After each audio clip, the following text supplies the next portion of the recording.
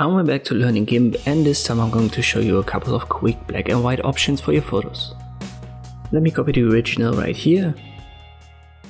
I'll copy it 2 times. Let me rename that. I'll make it black and white 1 and 2.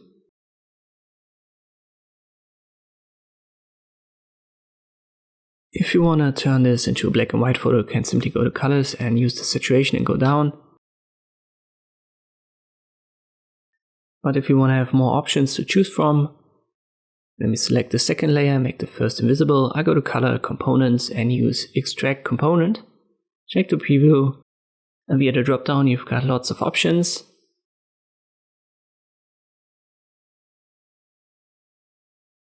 A couple of these, they don't work. For example here, hue.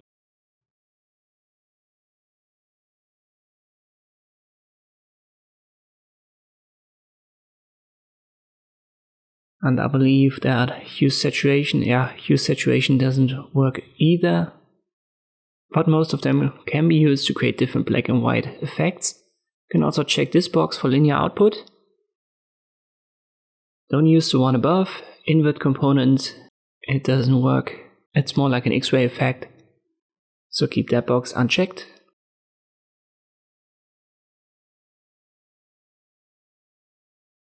I'm fine with HSL lightness here, so I just confirm it. And if we compare it to the saturation, you can see it's a different black and white effect.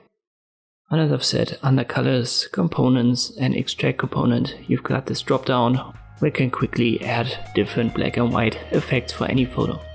I hope this video was helpful, thanks for watching, and I'll see you next time.